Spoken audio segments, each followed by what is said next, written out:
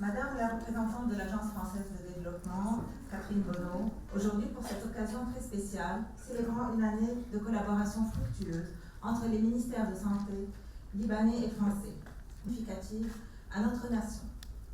Pour entamer cette cérémonie, j'ai l'honneur d'inviter M. Maxence Duhaut, directeur général de l'ESA, à prononcer son discours d'ouverture.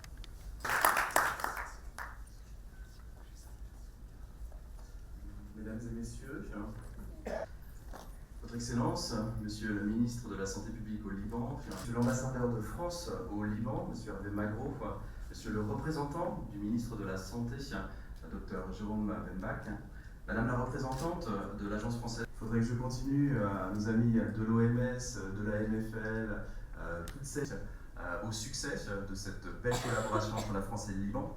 Je reconnais à vos visages, je vois des anciens, je vois des amis, des partenaires, que vous avez tous contribué au succès de cette collaboration. Vous le savez, l'ESA accompagne les projets de coopération entre la France et le Liban depuis près de 18 ans. Pas un nouveau départ, mais une s'élance vers une nouvelle dynamique. De manière très humble, le fait que nous avons observé, particulièrement moi-même, depuis 18 ans, de nombreux projets.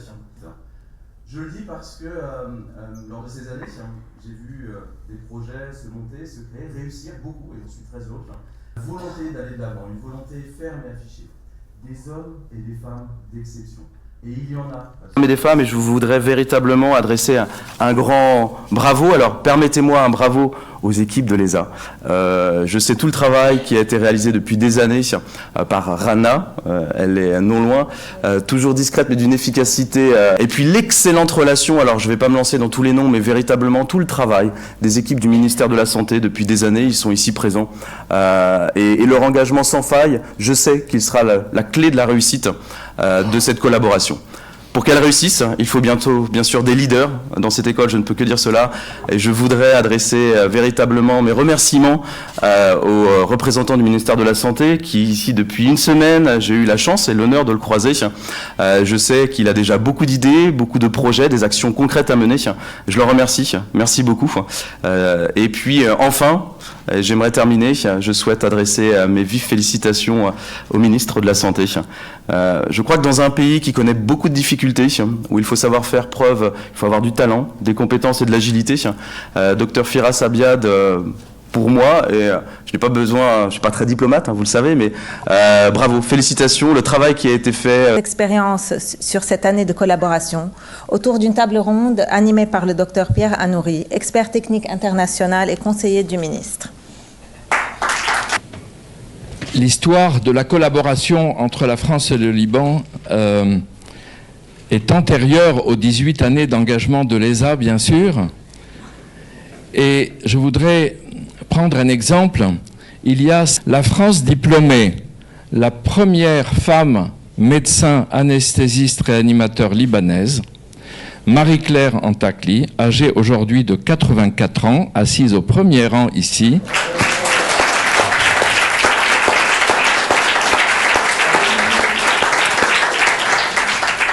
Et le 3 avril 2002, le président Jacques Chirac l'a nommé officier de l'Ordre national du mérite.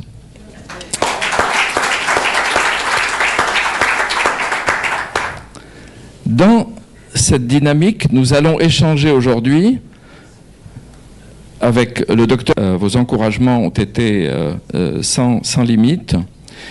Et docteur Joyce Haddad, vous pilotez toute la politique de prévention du ministère de la Santé du Liban et vous représentez... Un peu les grandes lignes qui ont fait de ce travail qu'on fait ensemble un succès, et pas qu'un succès national, mais un succès international. Nous voilà pour la libanaise, pour parler de la santé et notamment de la santé mentale en ce qui me concerne. Donc j'en suis ravi que la santé mentale est présente là où la santé est présente. En 2014, sous l'impulsion de Dr Walid Ammar, ici présent, le programme national de santé mentale fut lancé. Et depuis, c'était une aventure magnifique à plein de degrés. On a fait beaucoup de travail ensemble. Il reste beaucoup de choses à faire aussi. On a appris à travers nos difficultés, on a grandi. Et ceci en particulier, je pense, est dû à 3 éléments importants. Le premier, le fait que le Programme national de santé mentale existe en tant qu'unité ou corps mandaté de gouverner le système de santé mentale au Liban plus de temps. Le troisième, c'est avoir une feuille de route très claire qui réunit tout le monde autour des objectifs bien précis. Et ceci est la stratégie nationale de santé mentale qu'on a... Pour la réussite de ce programme. Ce programme-là, il a été daté il y a plus que 4 ans. Il a été débuté au niveau des moins que aides-soignants, ce qu'on appelle les helpers. Ils sont venus pour nous dire comme quoi il faut former ces jeunes-là, comme quoi pour leur offrir un peu une carrière dans leur avenir. C'est pour cela qu'on a commencé avec le niveau de helper. C'était une formation de 4 mois où ils ont subi une formation théorique et une formation pour donner un bon soin pour les gens âgés, pour les gens qui sont à domicile. Et vraiment, nous, on en a beaucoup profité, surtout durant la période du corona. Après, on a eu une réunion avec M. Eddy, surtout à l'hôpital universitaire, hôpital Rafiq Hariri. Dans ce temps-là, il y a plus que 3 ans, c'était le problème de la formation des infirmières diplômées. Mais en tout cas, je suis très heureux d'être parmi vous aujourd'hui. Monsieur le ministre, monsieur le délégué adjoint aux relations internationales, représentant de notre ministre de la Santé, monsieur le directeur de l'ESA, monsieur, chers collègues, j'espère que voilà, cette leçon en français depuis tout à l'heure dans l'OMS. Mesdames et messieurs, chers collègues, il y a quelques mois, il y avait sur l'autoroute libanaise un panneau publicitaire de l'Hôtel-Dieu de France indiquant « Pour que le Liban redevienne l'hôpital du Moyen-Orient ». Ça peut sembler anecdotique, mais je crois que cette publicité dit beaucoup de l'importance du secteur de la santé dans l'identité de ce pays, comme celle d'ailleurs de l'éducation, qui sont 2 secteurs d'excellence aujourd'hui au Liban et qui ont été menacés par la crise économique et les blocages politiques, mais qui ont résisté, je l'ai dit il y a quelques jours, pour l'éducation, qui est une très forte priorité pour la France, mais aussi pour la santé, grâce à un ministre visionnaire, à un ministère engagé et à des personnels soignants, eux aussi très engagés, qui ont contribué à maintenir ce système de santé à flot dans un contexte très difficile et à maintenir la réputation du Liban dans le monde, dans le domaine de la santé. Nous sommes aujourd'hui réunis pour célébrer le 1er anniversaire de la déclaration d'intention bilatérale de coopération. Mais ne vous y trompez pas, ce partenariat franco-libanais en français est loin d'être un nouveau-né. Et je vais aller un peu plus loin que le docteur Anouri, puisqu'il faut remonter en réalité à 1883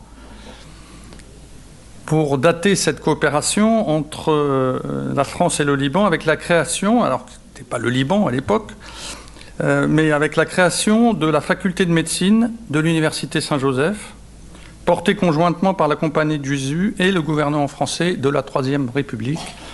Un attelage surprenant, mais comme l'avait dit Gambetta, la laïcité s'arrêtant aux frontières de la France, c'est une bonne illustration du travail que nous avons fait en commun. Je ne pourrais résumer ni facilement ni rapidement ces 140 ans de coopération entre nos 2 pays, des générations de médecins, on l'a dit tout à l'heure, je vous salue madame, un diplôme d'État reconnu en France pour les infirmiers formés à l'USJ, 25 ans d'investissement solidaire et durable de l'Agence française de développement dans le secteur, de la santé primaire à la santé mentale, en passant par le soutien aux hôpitaux publics. Ce soutien de la France au secteur de la santé s'est bien sûr fortement accru, et cela a été dit, avec la crise profonde et durable qui a frappé le Liban depuis 5 ans. Je ne reviendrai pas sur les chiffres de notre aide qui ont été mentionnés tout à l'heure, à laquelle s'ajoute, comme nous l'avons vu, le soutien du secteur privé français, associations, fondations, et notamment l'association Malte-Liban qui a été également mentionnée, mais aussi les collectivités territoriales françaises. Dans peu de mes déplacements, finalement, je n'entends pas parler des collectivités françaises. Bien souvent d'ailleurs, nous ne le savons pas nous-mêmes, et je le découvre au fur et à mesure, et vraiment c'est là aussi une manifestation de cette coopération très étroite entre nos deux pays.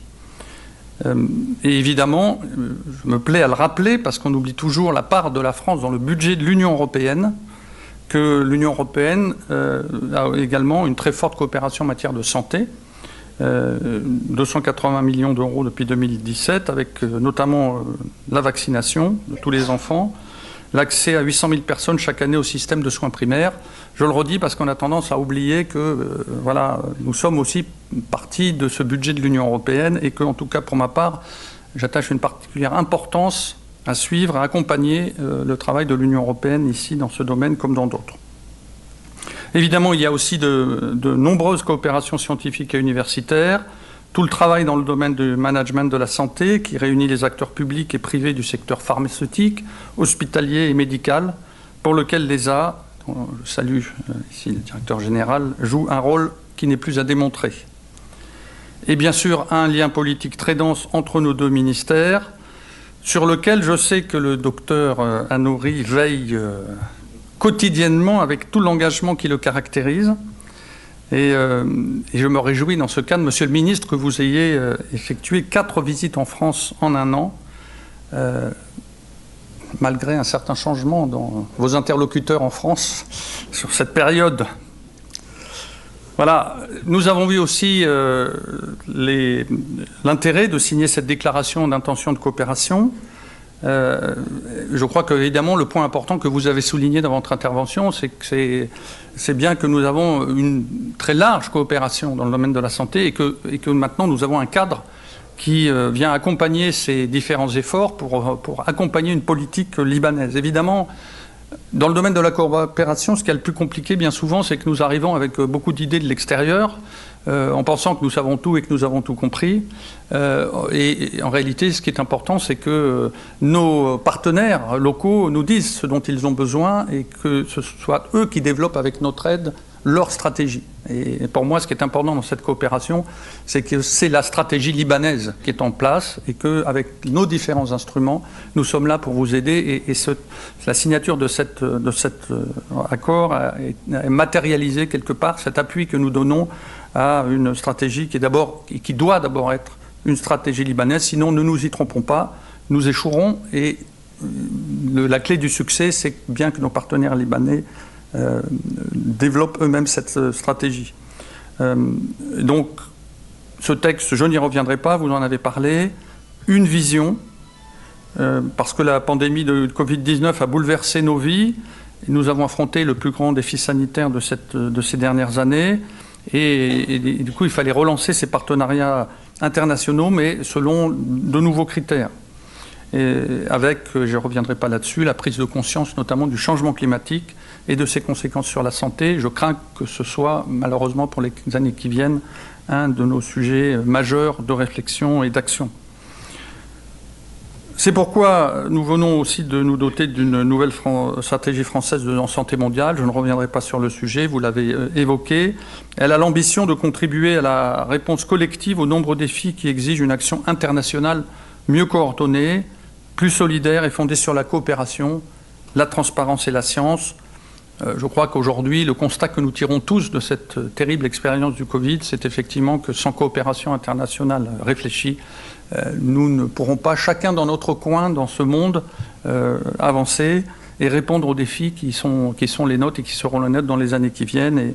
Et je crois qu'il est important de souligner que le Liban est finalement le premier pays avec lequel une telle déclaration de coopération a été signée selon ce nouveau cadre. Et je crois que c'est une manifestation de plus de la confiance que nous avons dans nos interlocuteurs libanais.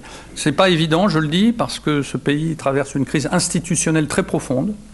Je passe une partie de mon temps, comme vous le savez, à essayer d'accompagner les efforts pour résoudre cette crise institutionnelle. Mais je veux signaler à quel point il est important pour nous, et je le dis devant des gens engagés, devant le ministre engagé, d'avoir des partenaires qui font avancer qui font avancer ce pays dans les conditions telles qu'elles sont. Moi, je ne sais pas comment ça se passerait ailleurs, mais au Liban, grâce à vous, grâce à vos qualités, à votre engagement, nous arrivons à progresser et je crois qu'il faut toujours le dire. Et c'est pour ça aussi que cette déclaration d'intention, elle se base aussi sur un changement de méthode qui replace nos deux ministères de la Santé en position de donner ces impulsions nécessaires à cette coopération. Voilà, je crois que, évidemment, le fait que le ministre ait publié cette stratégie et le ministère Vision 2030, dont la mise en œuvre commence déjà à porter ses fruits, le plan cancer également, sont des éléments très importants de cette réussite et le fait que nous avions fêté le premier anniversaire mercredi de cette déclaration d'intention nous encourage pour la suite. Pour la suite, évidemment, les chantiers sont très nombreux, vous en avez parlé durant la semaine, le suivi du plan cancer, du plan national de santé mentale, le travail sur l'antibiorésistance, la formation des personnels de santé, la couverture de maladies universelles, la planification écologique en santé. Voilà, vous avez mentionné tous ces différents chantiers. Il s'agit maintenant pour ces premières réalisations de prendre racine durablement au service de l'accès à des soins de qualité pour tous. Et nous le soulignons à chaque fois que nous intervenons, c'est vraiment pour tous que nous travaillons dans ce pays. Pour tous ces chantiers, en tout cas, je peux vous réaffirmer notre engagement, l'engagement de l'équipe de l'ambassade, du service de coopération et d'action culturelle, dont la directrice est ici, Sabine, et évidemment de l'Agence française de développement, en particulier, Catherine. Nous sommes à vos côtés et nous le resterons pour la mise en œuvre de cette déclaration. Vous pouvez compter sur nous. Merci beaucoup.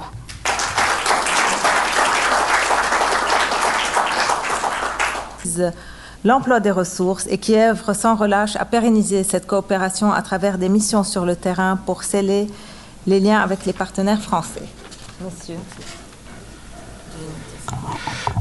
Before I go to my speech, I would like to acknowledge the very big efforts behind a lot of the activities that has been going on in the Ministry of Public Health between Lebanon and France. Dr. Pierre Anouri joined the ministry as a special advisor to the ministry assigned by France almost 2.5 years. During that period, Dr. Anouri, who started his studies in schools in Lebanon, but then continued his medical school and his career in the US, really has put all his connections, all his knowledge, all his efforts in support of supporting the health sector in Lebanon. And I think that a lot of what we have discussed here is because of his indomitable activity. And I would like to acknowledge that with a special presentation.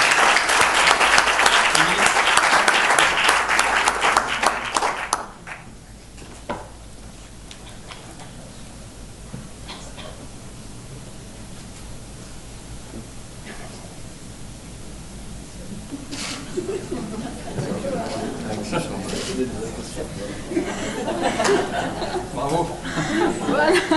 Very hard work.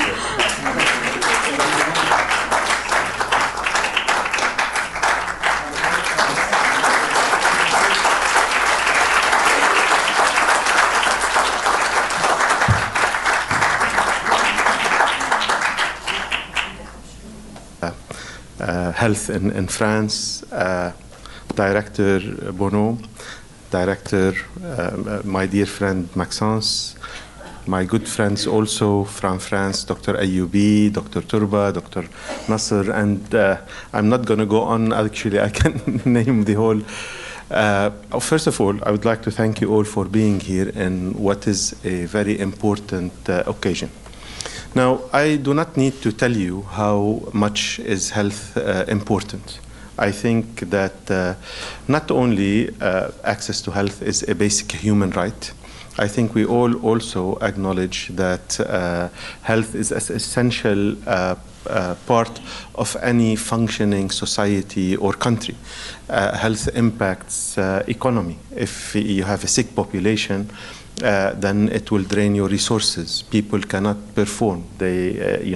Health is also important for any government, because part of the social contract is, the government to facilitate the provision of health. And indeed, governments that cannot perform that lose their legitimacy in front of their people. And finally, I think we have learned very well that from COVID, that health is not a national issue, but it's indeed a global issue, and that we are probably one of the things that connects us very well all together as humans is the issue of health. Now, with all of that, going back to France's involvement in health in Lebanon, and as the ambassador said, it dates even before, when Lebanon was created. It dates back to the University Saint Joseph and all the different faculties that I have been very honored to participate in some of their 100th and 150th anniversaries, which shows the impact of that particular university, not only on the health in Lebanon, but on the health of the region, I must say. And these very strong relations between France and Lebanon continued throughout the years in different parts of the health system in Lebanon. But particularly important was the impact after the multiple crises that we've had, especially with the Syrian crisis and its impact on Lebanon, and then the following crisis that happened in Lebanon. And here, France was one of the major supporters of Lebanon in two parts. Of course, there is the humanitarian support that came, whether through our primary healthcare centers to some of our hospitals and so on. But also, and this is something particular and I think important, in the French support that came to Lebanon, it also concentrated on system strengthening and building institutions. And we've had some of the projects that have been going on for more than 10 years now. For example, with ESA, things to support our hospital accreditation, our pharmacovigilance, our blood banks and policies, and so on. These were things that we've had for a long period of time. And indeed, this support intensified during the crisis that we have worked. And personally, part of that was I witnessed personally that with the visit of President Macron to Lebanon, and if you remember, one of his visits was to Rafiq Hariri University Hospital, where at that time AFD had a more than 10 million euro package supporting the hospital that helped the hospital really be at the forefront of the COVID response in Lebanon. And at that time also we were working with IECD and others on supporting healthcare personnel, and I think Wahida mentioned that. So that's why, on my first visit to France, when we went to the Ministry of Public Health, and we were discussing our vision on, how we want to address the health system in Lebanon, and we also listened to the vision from Minister Braun and from Jérôme on how Team France and the ministry there also looked at how they want to address the cooperation and the support.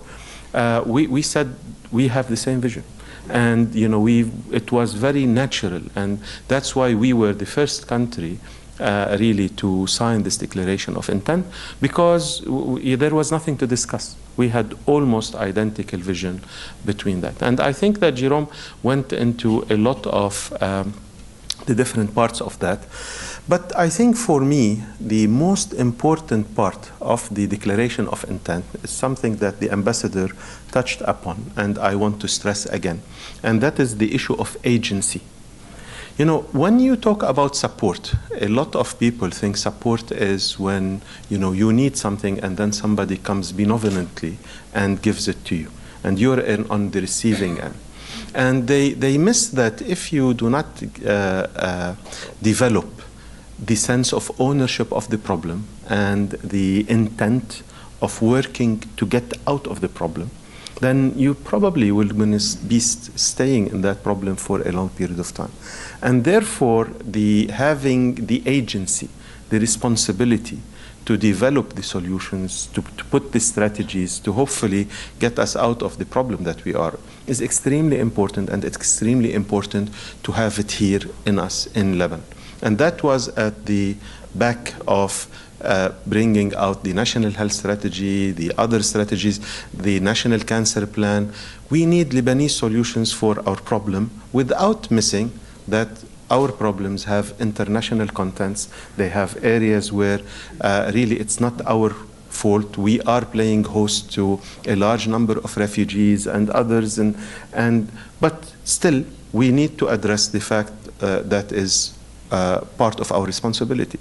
And what I appreciate a lot in the declaration of intent is that it provides the support, but allowing us to be in control without creating a lot of these parallel structures that sometimes international aid brings to countries, and that results in weakening of the public structures and unfortunately in perpetuating the crisis. And I think that the model of the French cooperation, not just the fact that by magnitude they are amongst the largest supporters of our sector, but the fact of how they are supporting the structure by allowing us to build our own institutions is, in my opinion, what is the most important part of this cooperation. And that is why really I say I stand here not only as a minister talking with the name of the government, but also as a Lebanese talking in the name of the population, when I really show my deep appreciation for this support that we are getting from France. And finally, I would like to end with something, as I was sitting there and looking at the screen, I was reading the three values that are there that we could all see. And I think in Lebanon we all know liberté, égalité, fraternité. And I was thinking that, one of the important outcomes of this support that we are getting is improving access to care, especially for the most vulnerable. And if you look at a lot of the parts of that support, it is really trying to help the most vulnerable, whether it's in the primary health care centers, whether it's in our AIDS program, whether it is in the mental health program. The aim of all of this support is to make sure that even the most vulnerable in Lebanon have access to health care, the same as the people who have the resources and they have the money. And in my opinion, when France performs this, when France supports Lebanon in that aspect and helps us in building our structure, then brings us back to the value that is there, fraternity. Because I think that this solidarity is the true epitome of this important value that we have here, and that we learned through COVID that indeed we are all in this together. Thank you very much.